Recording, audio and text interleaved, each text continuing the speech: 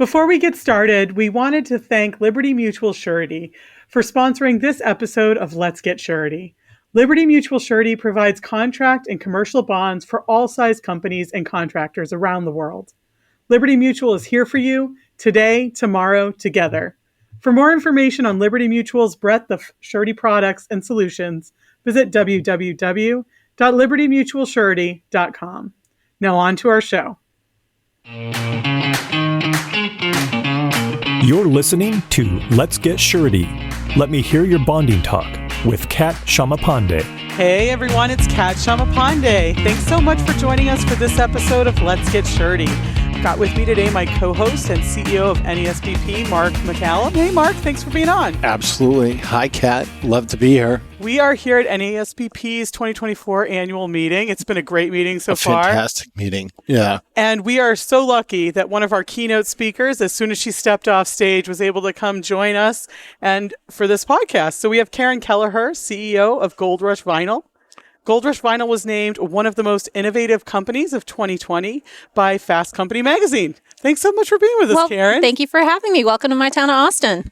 We don't usually get to talk to someone who owns a vinyl company, so it's pretty exciting to have you. Very few of us, so yeah. So to get us started, can you just tell us a little bit about yourself and your background? Yeah, I actually grew up outside Washington, D.C. and was always a kid who loved the arts, loved music, but also loved business. I had my first attempt at a business idea when I was in middle school and had an idea to create a Beatles-themed restaurant called the Octopus's Garden, which I thought would be a franchise like Hard Rock Cafe or Planet Hollywood. And my parents, who were so supportive of me, tried to get that idea protected. And instead, I got a cease and desist letter from the Beatles lawyers, who were shocked to find out I was 13.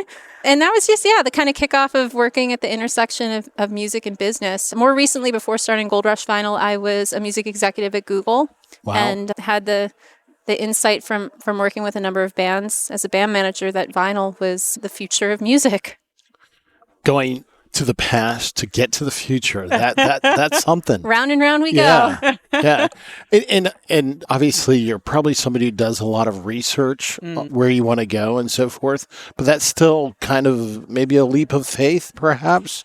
How did you get that kind of courage to make that leap? Yeah, I mean, I was flattered to be asked to speak here because the topic of going all in really encompasses my journey. I mean, it's one thing to have an insight like, oh, vinyl is a growing part of the music economy for musicians, but another to say, I'm going to quit my job in Silicon Valley, get in a U-Haul, move to Austin and open a factory, even though I've never opened a factory. Yeah, that's really all in. Yeah, that is definitely all in. I had concerned friends, understandably. But yeah, you're right. I mean, I've always been a really analytical, logic-based person. And so I did do a lot of research beforehand and started to see, what I was experiencing as a music executive. And that was that the digital music economy is not as supportive to musicians as the physical one. And at the same time, fans have this want for connection that digital can't really give you. When you play a song on Spotify or YouTube, it's not the same as going to the show and buying the vinyl from the artist directly. Right. It says something about you as a fan to have vinyl. And all the research I saw showed that vinyl was just going to keep growing, but there was no manufacturing capacity to be had at that time to help the younger artists, especially, that needed vinyl made. So, I'm curious. It sounds like connection really is a big component of what you're doing and why you went in this direction.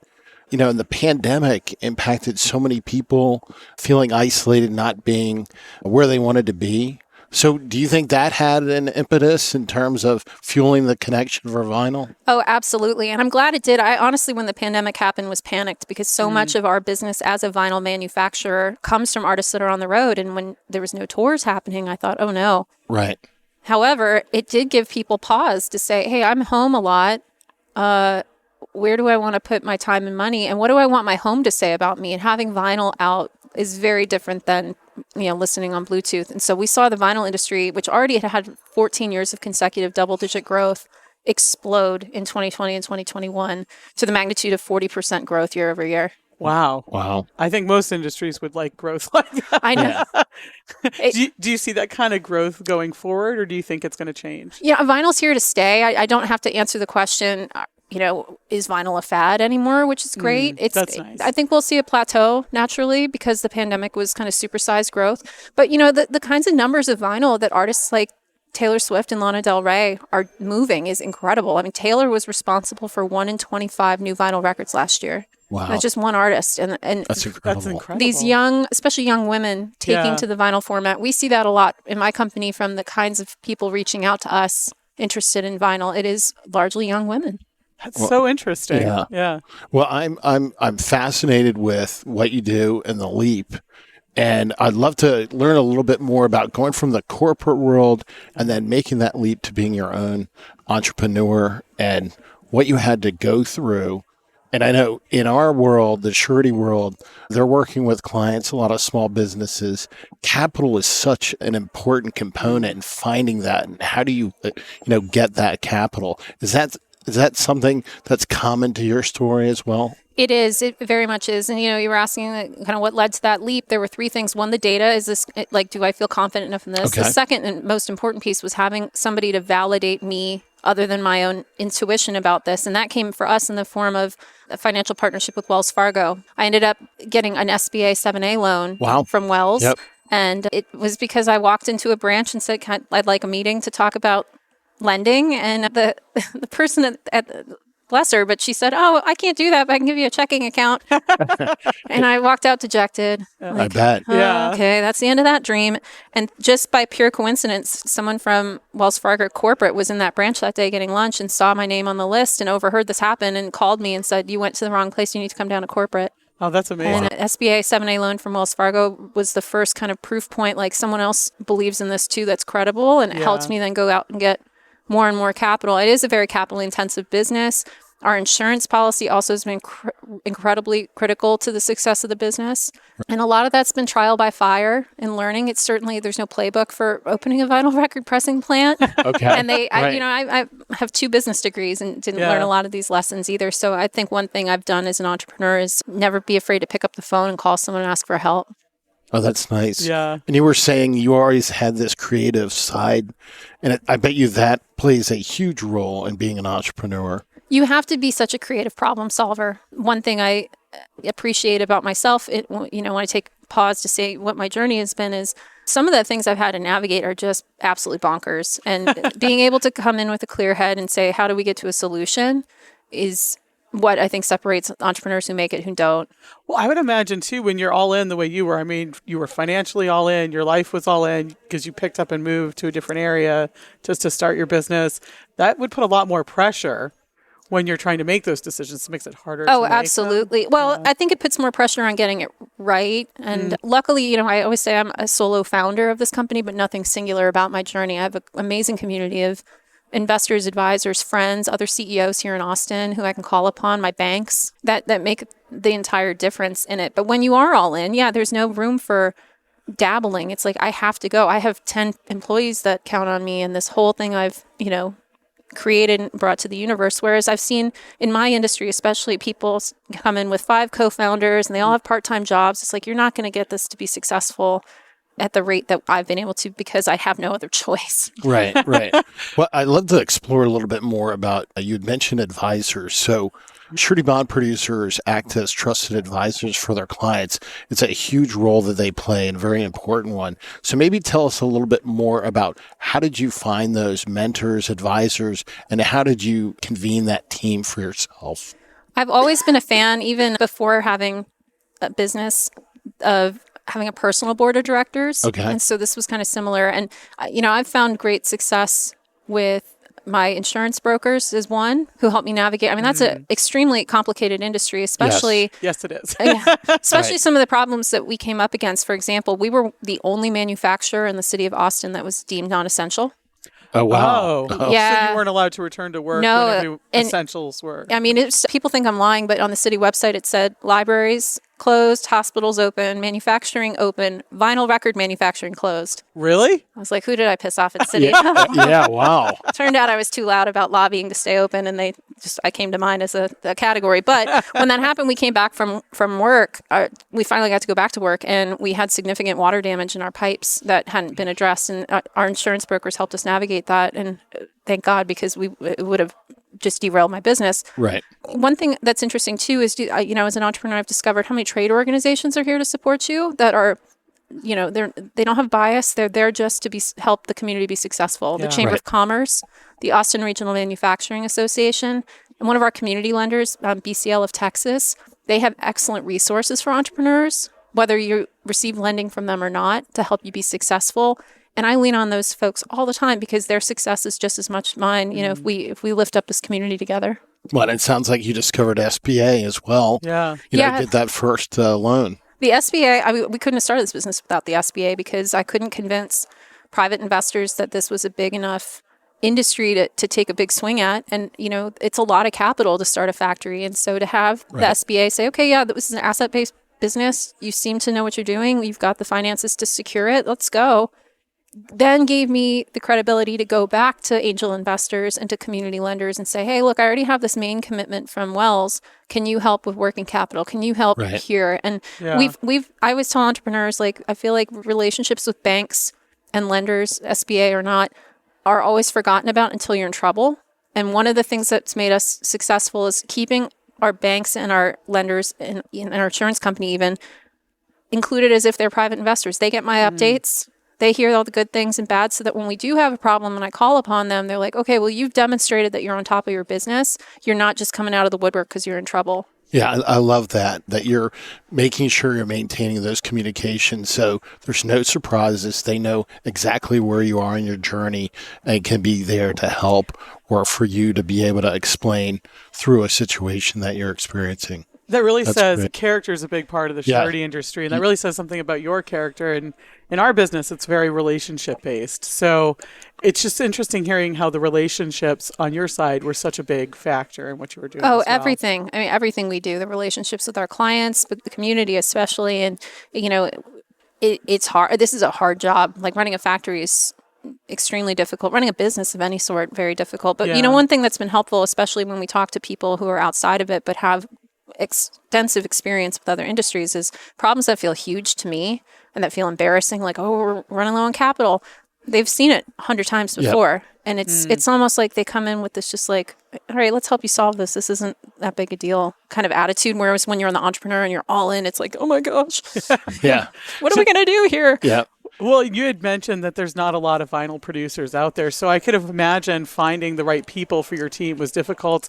That's something, we found in surety is, trying to attract people to the surety industry is something we are constantly working on.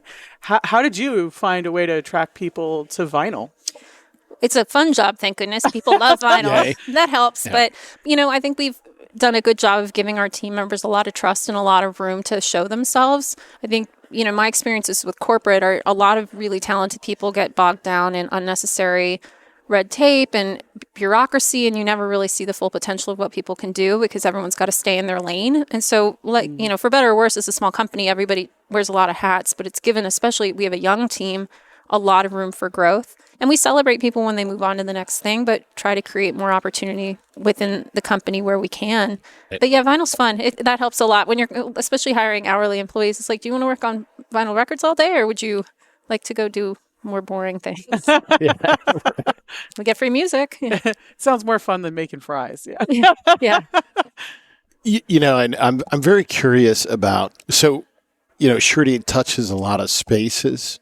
And they're often making sure that their clients have good business relationships with vendors and others. Is that an important thing for you, vendor relationships? It is really critical, especially because the vinyl record industry has such a thin supply chain on every component. Okay. There's 3 companies we can call on to get raw materials for plastic, for example. And so it's made that vendor-client relationship really important and can also be really strained. Like when we're tight on capital, that's typically the pain point is like, okay, well, we have these vendors that we have to keep happy. So what do I need to change about my business to ensure that those relationships are whole? Because there are not very many options for us to choose from. Wow. Well, now, I'm going to switch gears a little bit. So I'm a collector. I happen to collect books and, believe it or not, oyster cans, because I like the nostalgia of oyster cans coming from the Maryland area. Chesapeake Bay is a big deal. And I bet a lot of what you do touches on people's nostalgia for the music they love, right? So how do you serve the collector market for vinyl. It's funny. My favorite field trip growing up in Maryland was going to a cannery, and we got to pretend to put oysters into cans. I still have it. It was just cool. Like, wow, well, this is neat. It's a piece of history. Yeah, the collector market is so interesting with vinyl because it's one that obviously older records have their time and place, but now we're kind of entering a phase where musicians typically just put a record out. They might include a couple, like here's a poster here and there, but we're thinking about like, what do you do for the super, super fan? Because manufacturing vinyl is really time intensive, very expensive, but for the fan that really wants to connect and to read the liner notes and have a piece of history with them, how do we help our customers make different products, right? Here's your record that's going to get sold at Target or Walmart. Here's the one that gets sold direct online. And here's the super collector one that's very rare, is a part of the market that's being explored slowly compared to other industries.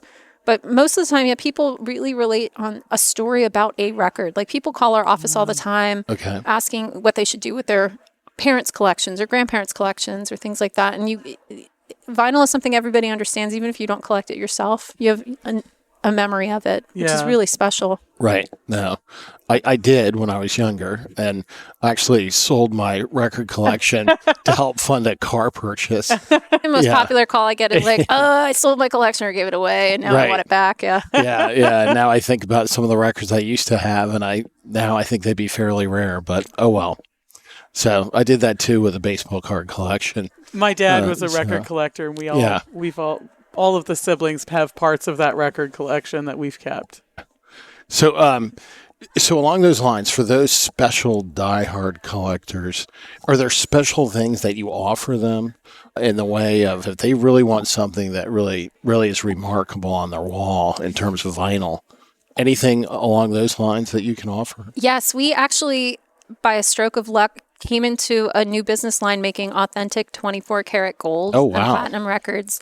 We can take any record and turn it into real gold. So, and they play. I wouldn't recommend it'll wreck your record needle, but but you can, for a super fan who wants to frame, an AC/DC record, an Aerosmith record, our vinyl concierge can go out and source that record and turn it into gold for you. So that's been really special to start playing in that market, as well as making corporate award plaques with real gold and platinum and silver. Oh, that's cool. So we actually just did one for a healthcare group in Nashville, and they sent us back pictures, all of them with their award plaques in the bar, and people were coming up and saying, "Did you guys win a Grammy?" And these healthcare professionals feeling like rock stars, So that's really special awesome. Too. Is how do we help people kind of commemorate the soundtrack moments of their life in a special way? It's such a creative way to look at it, because you wouldn't think of that naturally when you're thinking of a record, even a gold record, that it could be a corporate award or an award for an association member. I think the surety industry needs to figure out how to set their records into records. I like that. Make it into an album jacket for you. Exactly. I like that. Well, it's been great having you on, Caren. If anyone wants to find more out about Gold Rush, where should they go? We're everywhere on social at Gold Rush Vinyl, or on the web at goldrushvinyl.com. Awesome. Thank you so much for being on with us. Thank you for having me. To us all here in Austin. Oh, we couldn't let you leave Austin without a little bit of music talk. You've been listening to Let's Get Surety, brought to you by the National Association of Surety Bond Producers. For more information about the NASBP and its members, visit nasbp.org. Before we go, we just wanted to thank Liberty Mutual Surety again for their generous support in supporting this episode of Let's Get Surety. Liberty Mutual Surety provides contract and commercial bonds for all size companies and contractors around the world. Liberty Mutual is here for you today, tomorrow, together. For more information on Liberty Mutual's breadth of surety products and solutions, visit www.libertymutualsurety.com.